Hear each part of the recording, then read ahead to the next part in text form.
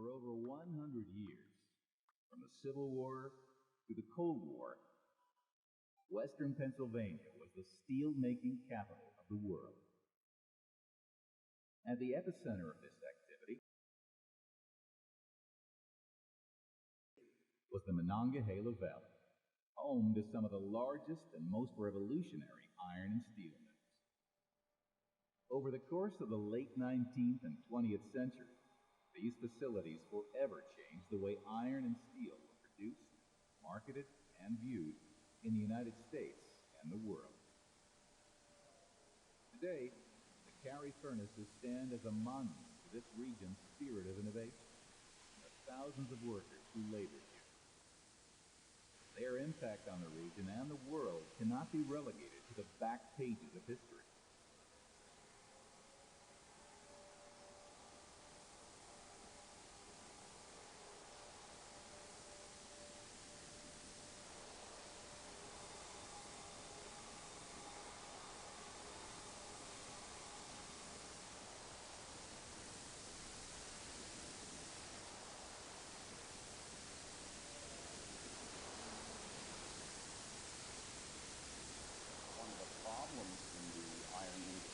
Finding the right kind of iron ore, but Pittsburgh can get different kinds of ore through the river and canal network, and that's really what starts to put Pittsburgh in a position to have blast furnaces making pig iron, the first step in the iron making process.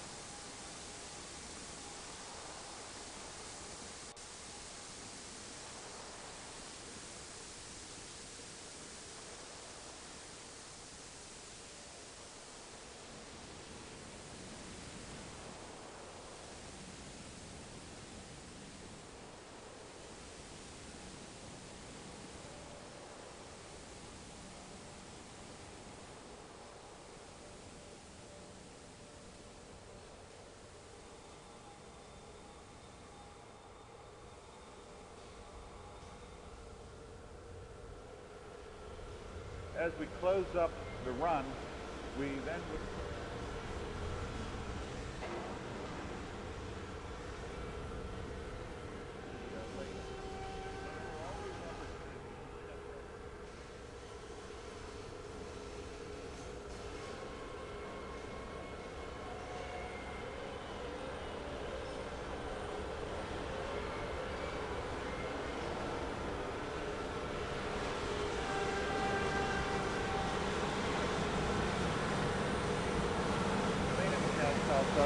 simple things.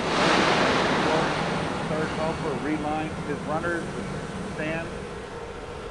The individuals who made these runners, they worked with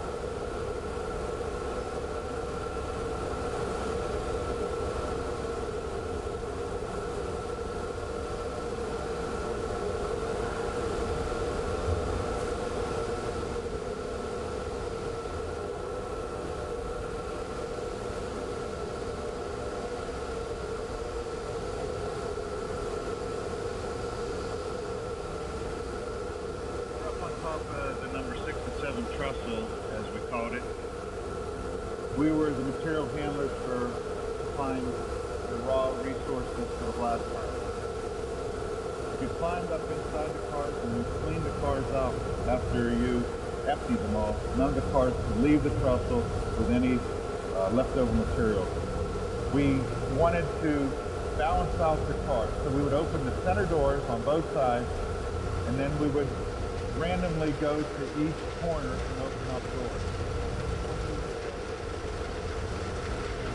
Creating quite a burst of energy, unloading that material into the hopper bin. The weather in the summertime, you couldn't wait to work a 12 to 8 shift or a 4 to 12 shift up there. It was great. You had your own little environment, your own little world up there. In the wintertime, it was probably the worst. Slippery conditions, wet environment, cold. We had lamps up there that we would actually heat the cars up so that we could open the doors because they would freeze shut. We had salamanders staged around the truck too. Worst thing to do is slide and fall because it was a long way down if your yard wasn't full.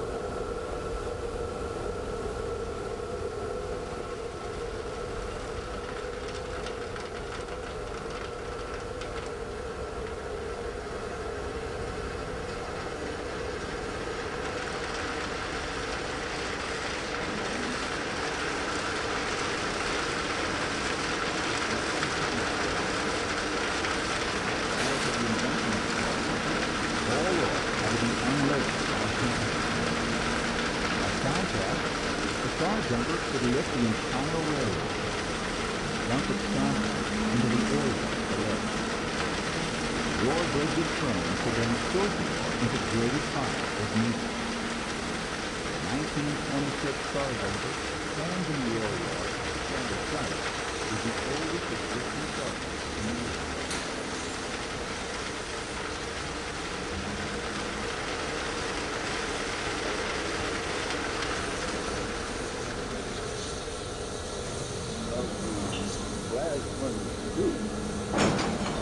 About 90% of the field flat.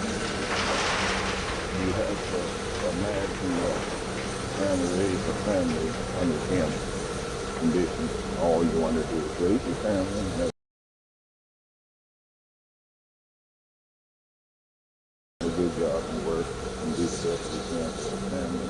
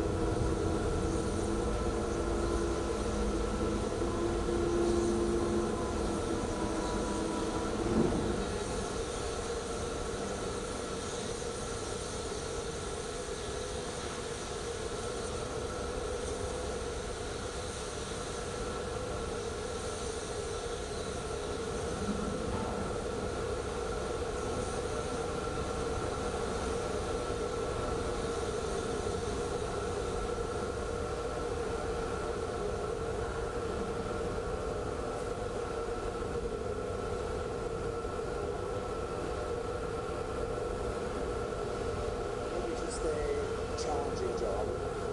Two, yeah, you couldn't make a mistake. You had to be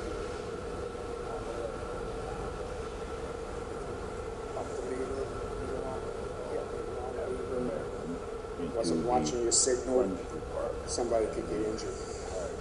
Okay, they had a ground man.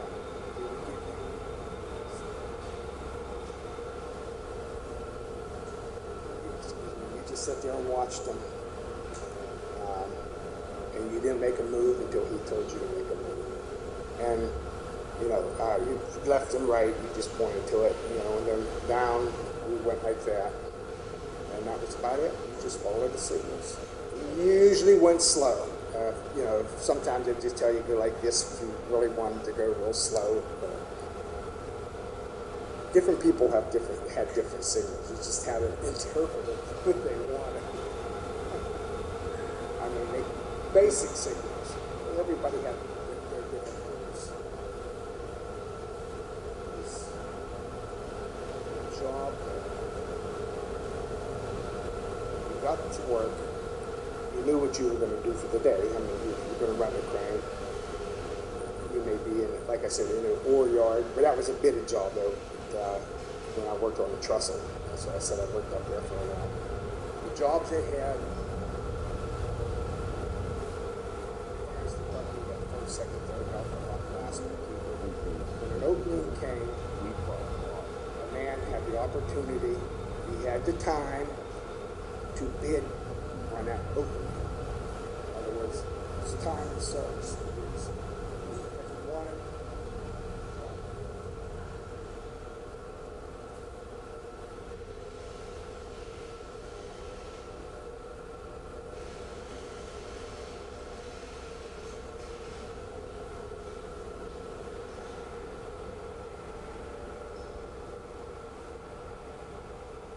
Eastern and Southern European immigrants started in the toughest and dirtiest jobs in the industry.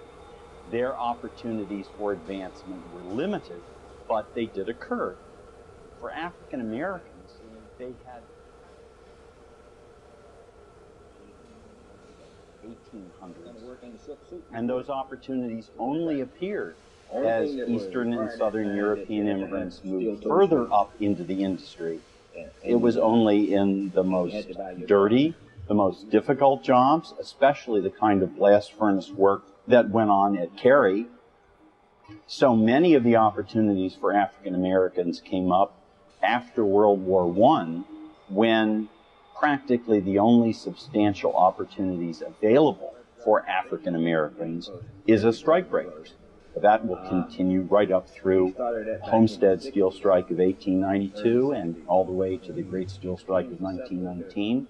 And I think that further stigmatizes African Americans as white workers who are getting more involved in unions and are going on strike. Look at it. They have even more reason to oppose any opportunities for African Americans in the iron and steel industry.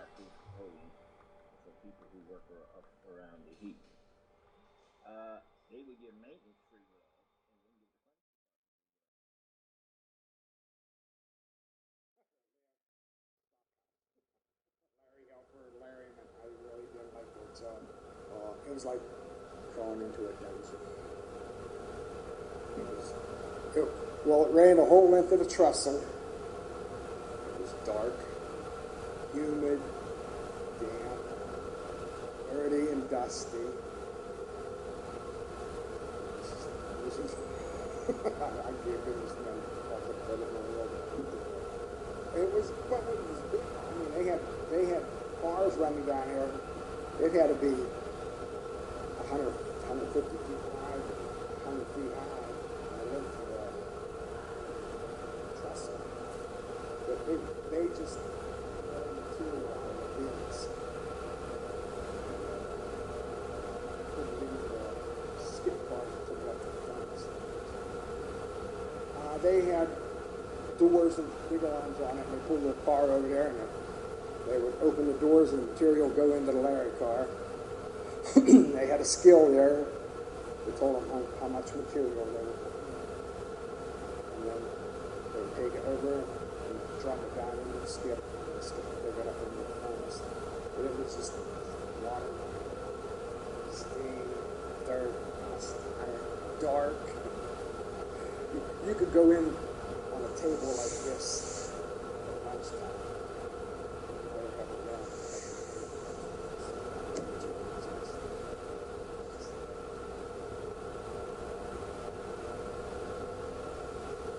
See, Larryman, he was an individual that seldom many of us knew. He was somebody, if I was dressing beside in the locker room, I wouldn't know him from Adam. His job was in that hole for 8 hours, moving materials around. That's somebody that we seldom saw unless you were the Larryman helper and you were down in the stockhouse with him. I didn't like working down there because I didn't like working in the water and the dungeon and dark. And there was all these different mistakes that there were rats and snakes running around through there, and neither one were of interest to me to be a part of.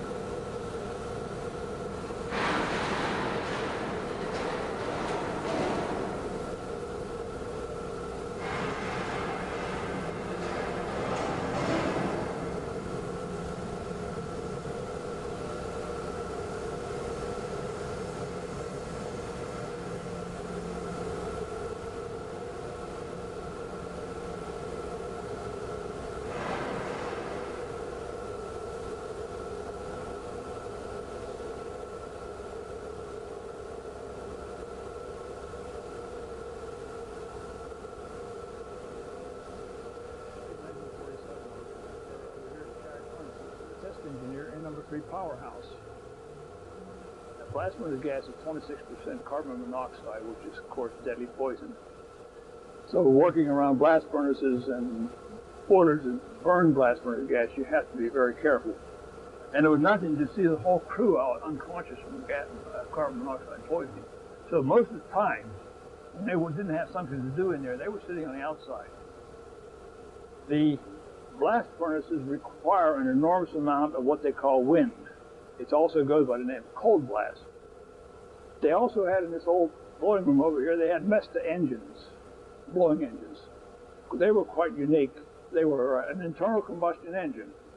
They burned blast furnace gas.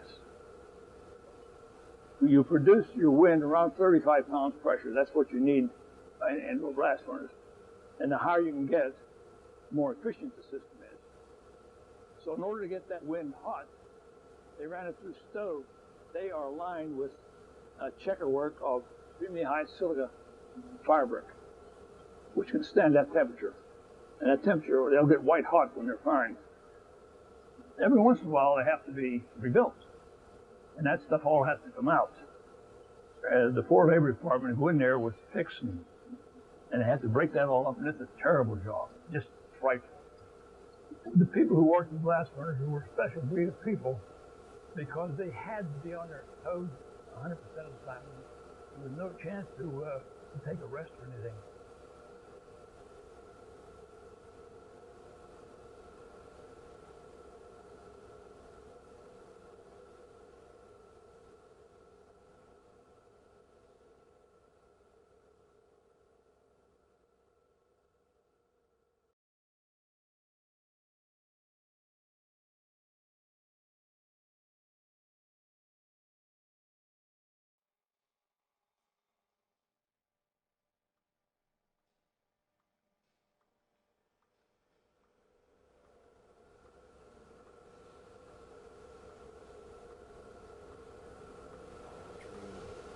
Us to want to be active in the space.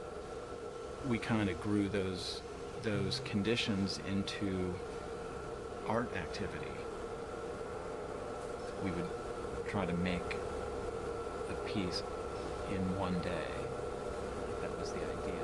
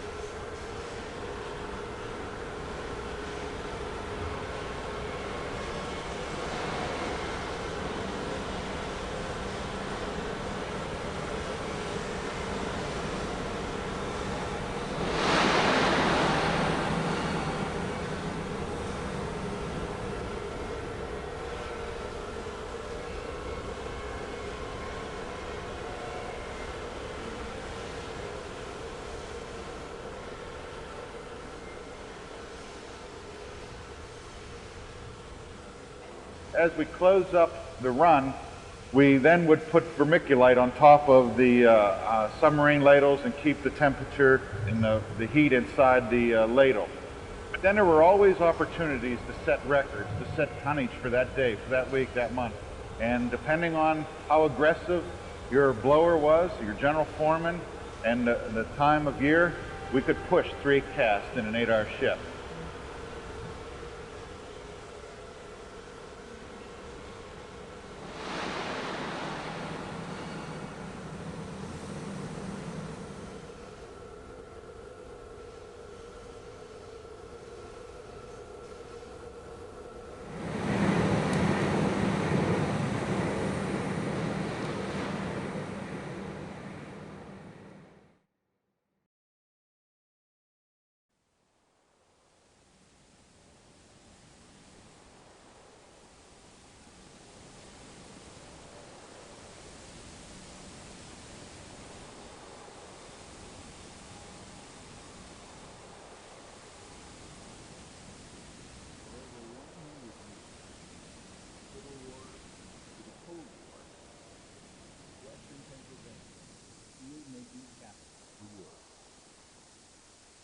At the epicenter of this activity was the Monongahela Valley, home to some of the largest and most revolutionary iron and steel mills.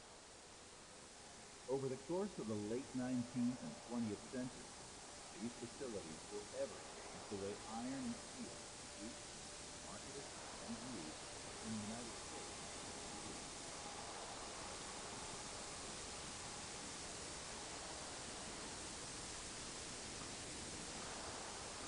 One of the problems in the iron industry was finding the right kind of iron ore, but Pittsburgh can get different kinds of ore through the river and canal network, and that's really what starts to put Pittsburgh in a position to have blast furnaces making pig iron instead.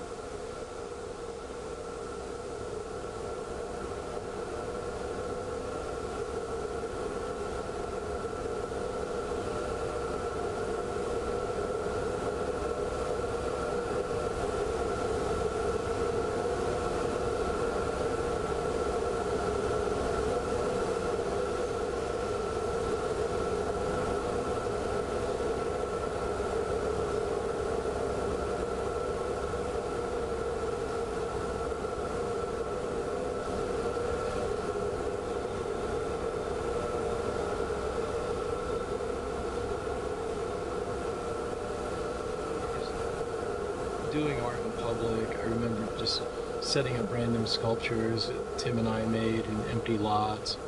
I made a big bird's nest out of twigs and we put it up in Grandview Park. Tim and I put his ladder on a gazebo and then we're stopped by cops, so we're the ladder in the middle of the night, and amazingly he let us go. I don't know why.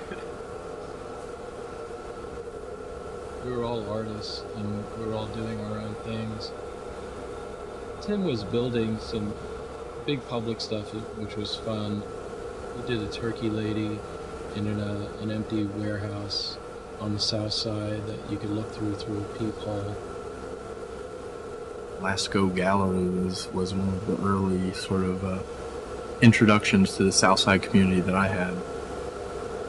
I think the South Side was a destination for young people and for artists to find each other and to share ideas. I think it was just a natural progression. It usually happens around youth and crazy ideas and an interesting environment that supports that.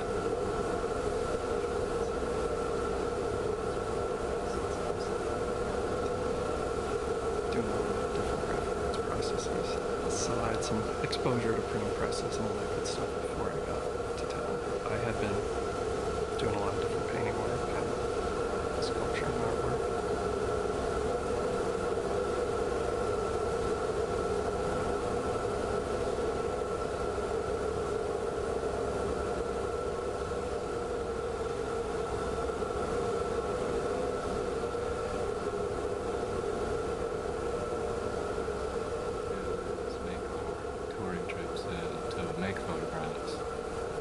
we had set out into a wide variety of industrial sites.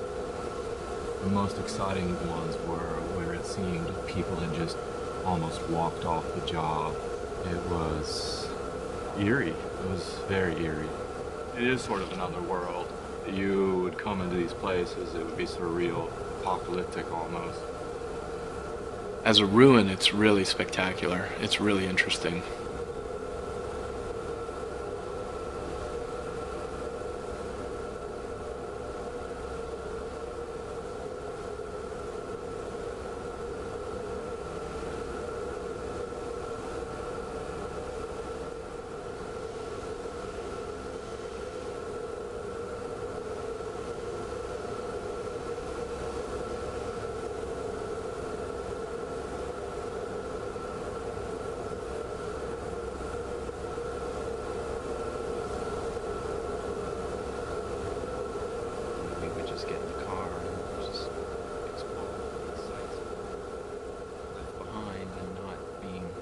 Much attention to.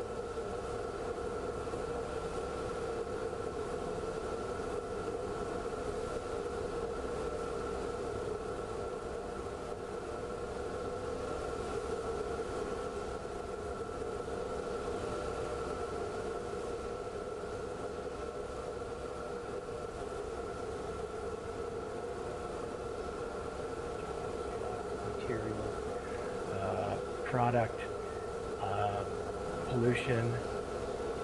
No one can see the transformation happening, but when you see what it used to be and then just walk into this place and go, wow, that's what happens after 10 years of idleness.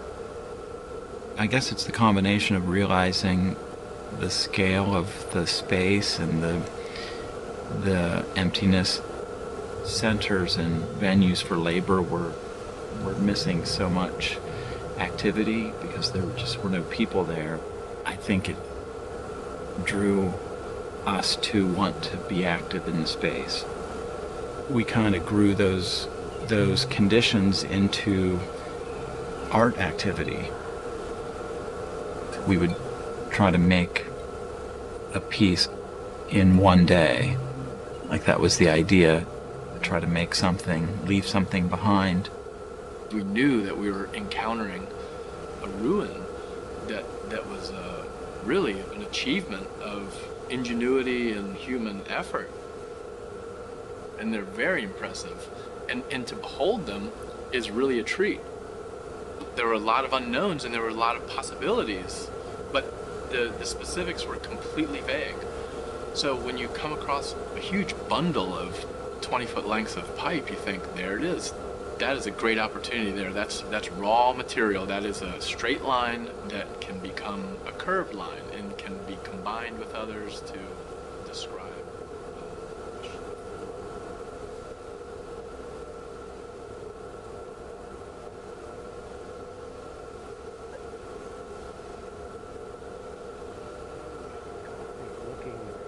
It looked like vampires should live in this place. It was very rustic, cool arches way up high. The owners of the building found out that we were building in there, so they started locking us out and they started cutting down the swimmer. In the middle of the night, we got a crew together and dismantled it. We had people stationed on the roof with walkie-talkies looking for land sharks. You know what a land shark is? You could probably imagine what we're looking for.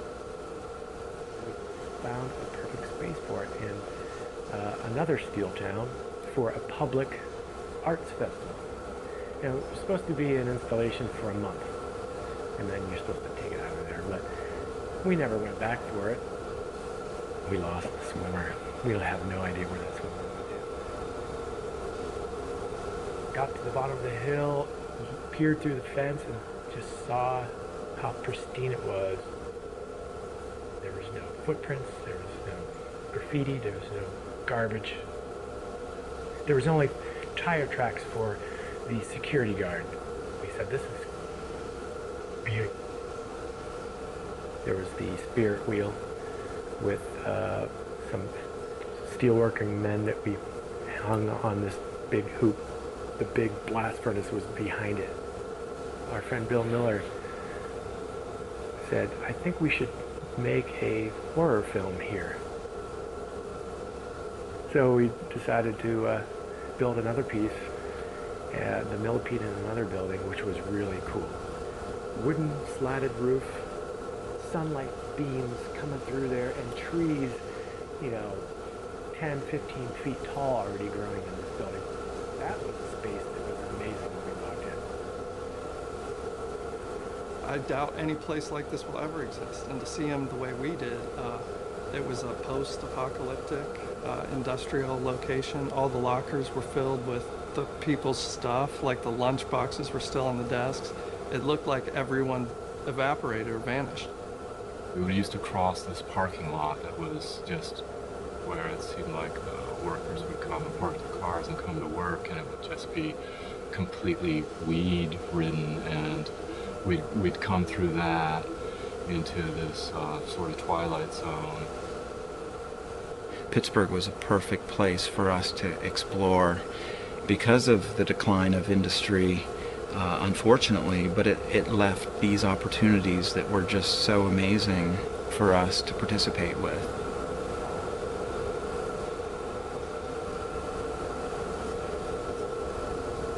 It was very much about collaborative sculpture.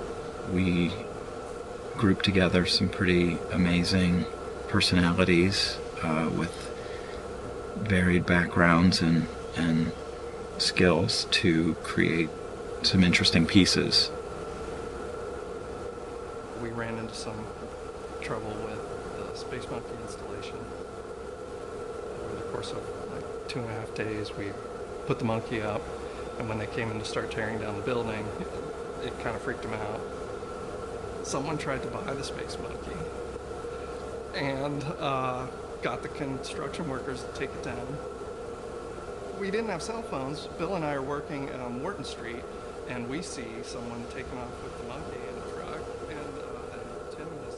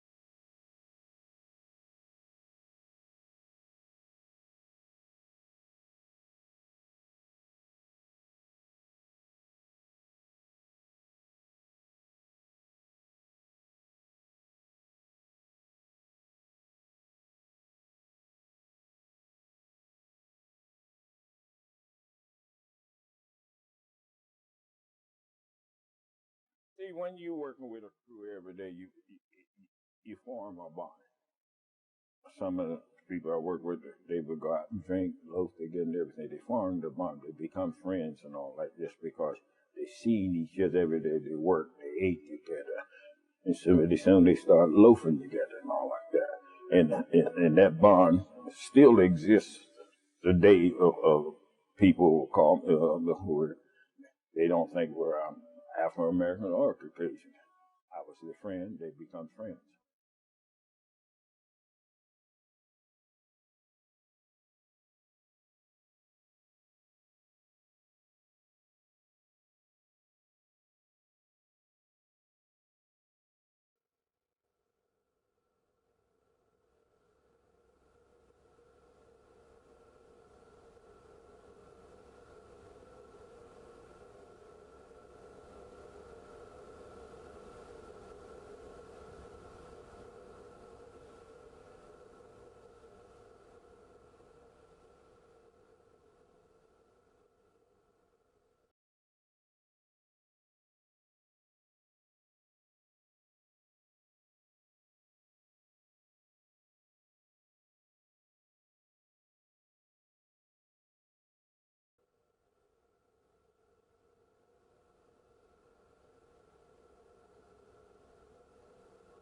So I think there is that sense of the grandeur of enterprise, however difficult it was, however difficult life in the mill was that sets people apart and I think contributes over the course of more than a century.